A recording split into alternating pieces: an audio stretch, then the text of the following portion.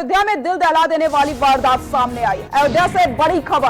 अयोध्या में दिल दहला देने वाली वारदात सामने आई। बुजुर्ग अतुल खरे को जलाकर मार डाला गया है, हत्या करके फेंका गया है बुजुर्ग का शव।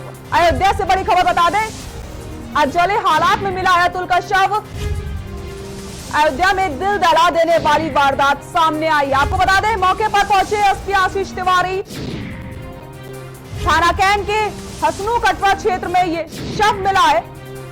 बुजुर्ग अतुल खरे को जलाकर मार डाला गया है।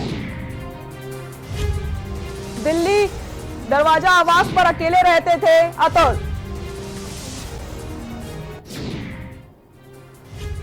फिलहाल पुलिस भी लगातार जांच कर रही है।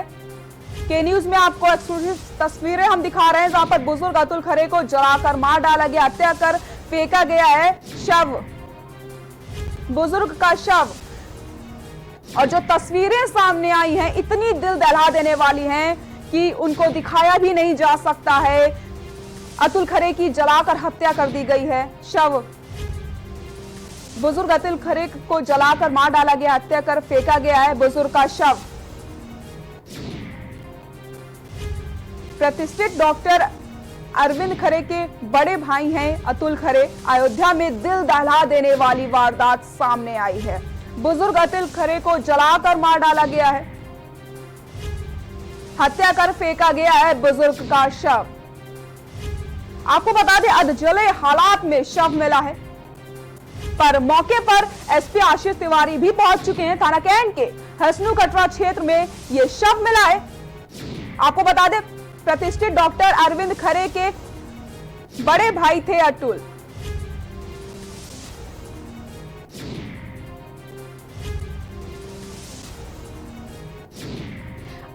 अधजले हालात में शव मिला है। अयोध्या में दिल दहला देने वाली वारदात सामने आई है।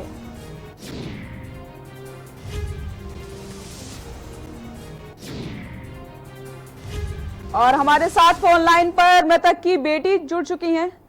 मैं आपसे ये जानना चाहूंगी कि आपको क्या कुछ है पूरी जानकारी, क्या कुछ है पूरा मामला, कब से आपके पापा लापता थे, कब शव मिला, क्या आप किसी के ऊपर आपको शक है?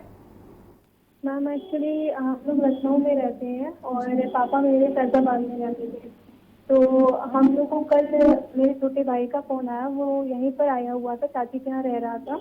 और तो उसका फोन आता है मेरे पास में लगभग 6 बजे कि पापा का कुछ पता नहीं चल पा रहा है और पापा मिसिंग है जी। तो हम लोग ने जब ये खबर सुनी तो देन फिर वहाँ पे उसको बोला कि सर्च आउट करो, तो उसने बोला रुको हम लोग पहले मोहल्ले वगैरह में देख लेते हैं, तब फिगर आउट करने के बाद में ये फिगर लगी कि हाँ वो मिसिंग हो गए हैं।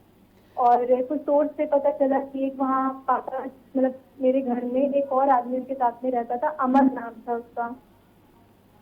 तो अमर ने ये बताया कि उनका एक नंबर है 9839637039 वोडा का।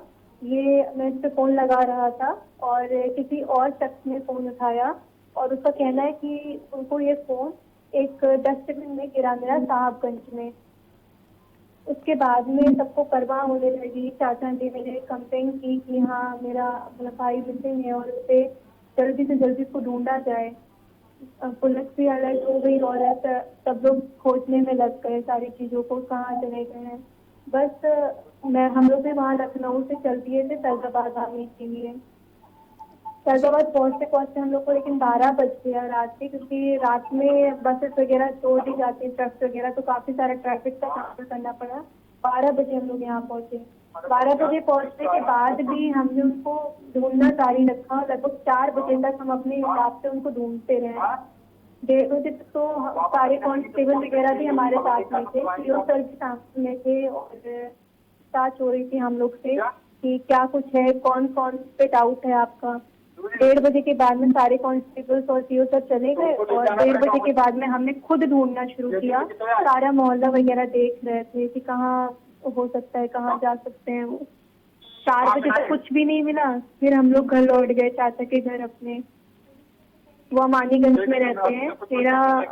मेरा घर नियावा चौराहे के पीछे है।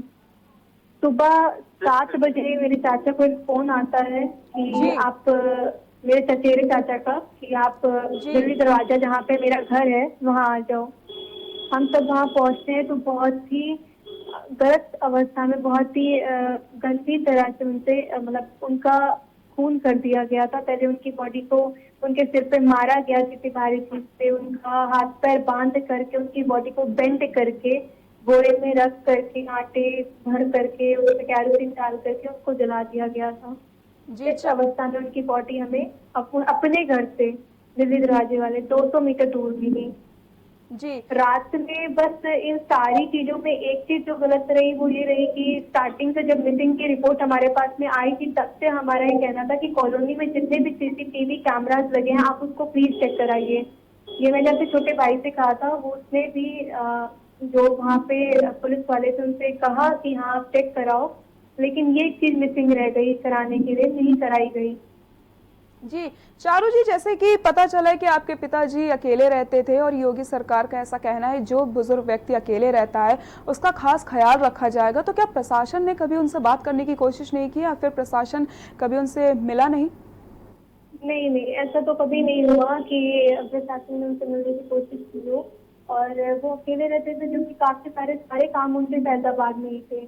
हम लोगों को बाहर भेजने का रीजन था कि हमारी पढ़ाई लिखाई वहीं पे थी। 8 साल से हम लोग। जी चारू, जैसे कि आपने बताया कि यहाँ पर एक बड़ी लापरवाही थी कि सीसीटीवी फुटेज नहीं देखे गए, क्या अभी तक सीसीटीवी फुटेज नहीं देखे गए हैं? जी नहीं, अब सुबह में जब 7 बजे मर्डर हो चुका और इस तरह से बॉडी मिली तब वहाँ पे कुछ चीजों का, और रात से मैं एक नाम ले रही थी कि मुझे किस पे डाउट है। शानू, वही मेरे मोहल्ले का एक लड़का है, वही रहते हैं हमारे घर के पास में ही। उनसे मेरे पापा से जमीन को लेकर के एक विवाद था, छोटा सा विवाद था, लेकिन क्योंकि उनको ये था, उस लड़के का ये कहना था, मेरे सामने उसने मेरे पिता को धमकी दी थी आज से 5 महीने पहले कि अब तो महंतों की सरकार है और मैं भी महंत हूँ, देखता हूँ मेरा कौन क्या बिगाड़ देगा, तो आप भी बैकआउट कर जाओ। अपनी जमीन छोड़ने के लिए कह रहा था हमको, मतलब ऐसा था उसका। ये 6 महीने पहले की बात थी। और उसके बाद में जब सुबह सारी चेकिंग होने लगी और शानू का नाम बार बार मेरे द्वारा लिया जाने लगा कि नहीं आप उसका घर चेक करो, मुझे उस पर भी डाउट है। मैंने जो एप्लीकेशन दी उसमें भी ये लिखा कि शानू से विवाद हुआ था, वो भी ये काम कर सकता है, उसके घर की भी चेकिंग की जाए। घर की तलाशी करने पर वहाँ आपने बताया जी आपको किसी के ऊपर शक था, तो जब आपने एप्लीकेशन में भी उसका जिक्र किया, उसका नाम लिखा, तो प्रशासन की तरफ से क्या भी कोई कार्रवाई की गई है? क्या उनसे पूछताछ की गई है? नाम देने के बाद में उसको हमने तुरंत ही उनके घर का सर्च वारंट निकाला और घर का सर्च वारंट निकालने के बाद में घर की चेकिंग करना शुरू की, तो वहाँ पे कैरोसिन की बोतल और खून के स्पॉट्स मिले, जिससे ये, और वो लड़का भी गायब है। तो अभी पुलिस का क्या कुछ कहना है कि अभी लगातार जांच चल रही है, क्या कुछ अपडेट है? अभी भी इस पे जांच चल ही रही है। FIR लॉन्च करने के लिए मेरे चाचा लोग थाने आ गए हैं, एप्लीकेशन तो हमने सुबह ही दे दी थी, अब उस पर FIR होने जा रही है। और कोशिश हमारी तरफ से मेरी कोशिश है कि जल्दी से जल्दी चीज पे निर्णय आ जाए और कड़ी से कड़ी कार्रवाई की जाए। बिल्कुल कड़ी से कड़ी कार्रवाई की जाएगी और के न्यूज भी आपके इस दुख की घड़ी में आपके साथ है। बिल्कुल आपको इंसाफ दिलाया जाएगा और हम आपके साथ हैं इस दुख की घड़ी में। हम लगातार अधिकारियों से भी बात करेंगे कि आपके पिता को इंसाफ मिले और आपकी इस दुख की घड़ी में के न्यूज भी आपके साथ है। हम लगातार आपसे जानकारी लेते रहेंगे, आपसे अपडेट लेते रहेंगे और आपकी सहायता लगातार करते रहेंगे। चारू, बहुत बहुत शुक्रिया के न्यूज में बात रखने के लिए। तो अधजले हालात में शव मिला था, हमने मृतक की बेटी से बात करी। जिस तरीके से लगातार रात भर अतुल को खोजा गया और सुबह अधजला शव मिला। फिलहाल एप्लीकेशन जो FIR भी लिखी गई उस पर जिसके ऊपर शक था उसका नाम लिखा गया और जब पुलिस वहां पहुंचती है तो वहां पर केरोसिन ऑयल और खून के दाग भी मिलते हैं। लगातार पुलिस प्रशासन भी अपना काम कर रहा है और के न्यूज भी पीड़ित परिवार को इंसाफ दिलाएगा इस दुख की घड़ी में। के न्यूज भी इनके साथ है। हम अधिकारियों से बात करेंगे कि कहीं ना कहीं जल्द से जल्द जांच हो और पीड़ित परिवार को इंसाफ मिले। हम लगातार आपको बता दें अधिकारियों से संपर्क करने की भी कोशिश कर रहे हैं। हमने मृतक की बेटी से भी बात करी, जिस तरीके से उसने बात रखी इस दुख की घड़ी में, उसका दुख सिर्फ वही समझ सकता है जिसके ऊपर बीता हो। बेहद दुख वाली घटना है ये, बहुत दुख होता है ऐसी चीजों को सुनकर, लेकिन और आपको ये भी बता दें कि जब एसपी आशीष तिवारी से हमने बात करनी चाहिए थी तो उन्होंने बताया मीटिंग का, उनके पीआरओ ने बताया कि वो अभी मीटिंग में बिजी हैं। तो कहीं ना कहीं सवालों से बचते नजर आ रहे हैं, लेकिन के न्यूज लगातार अधिकारियों से बात करेगा, पीड़ित परिवार को इंसाफ दिला के रहेगा के न्यूज। इस दुख की घड़ी में पीड़ित परिवार के साथ है के न्यूज।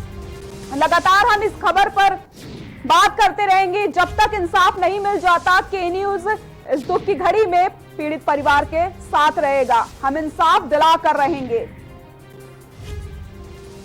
मौके पर एसपी आशीष तिवारी पहुंच गए थे और जब हमने आशीष तिवारी से बात करने की कोशिश की तो उनके पीआरओ ने फोन उठाया और मीटिंग का हवाला देते हुए फोन काट दिया। लेकिन फिर भी हम उनसे संपर्क करने की कोशिश करेंगे और अधिकारियों से बात करेंगे और अतुल को इंसाफ दिला के रहेंगे। इस दुख की घड़ी में पीड़ित परिवार के साथ है के न्यूज इंडिया। लगातार अधिकारियों से संपर्क करने की कोशिश कर रहा है, लगातार अधिकारियों से बात करने की हम कोशिश कर रहे हैं और जब तक पीड़ित परिवार को इंसाफ नहीं मिल जाता, अतुल को इंसाफ नहीं मिल जाता, तब तक हम शांत नहीं रहेंगे। हम लगातार संपर्क करने की अधिकारियों से कोशिश करेंगे। और इन सब के बीच प्रशासन भी कहीं ना कहीं घेरे में आ गया है, क्योंकि आपने जब सुना मृतक की बेटी से जब हम बात कर रहे थे तो उसने बताया कि मैं लगातार रात से कोशिश कर रही थी और उनसे बोल रही थी कि आप कहीं ना कहीं सीसीटीवी फुटेज को देखें, लेकिन यहाँ पर प्रशासन की लापरवाही साफ देखने को मिलती है। किसी भी तरह से सीसीटीवी को नहीं देखा गया और जब सुबह सीसीटीवी को देखा गया तो कुछ और भी निकला। तो के न्यूज इंडिया भी पीड़ित परिवार के साथ है और हम पीड़ित परिवार को इंसाफ दिला के रहेंगे। इस दुख की घड़ी में के न्यूज इंडिया पीड़ित परिवार के साथ है। रुकते हैं एक छोटे से ब्रेक के लिए, जल्द हाजिर होता है।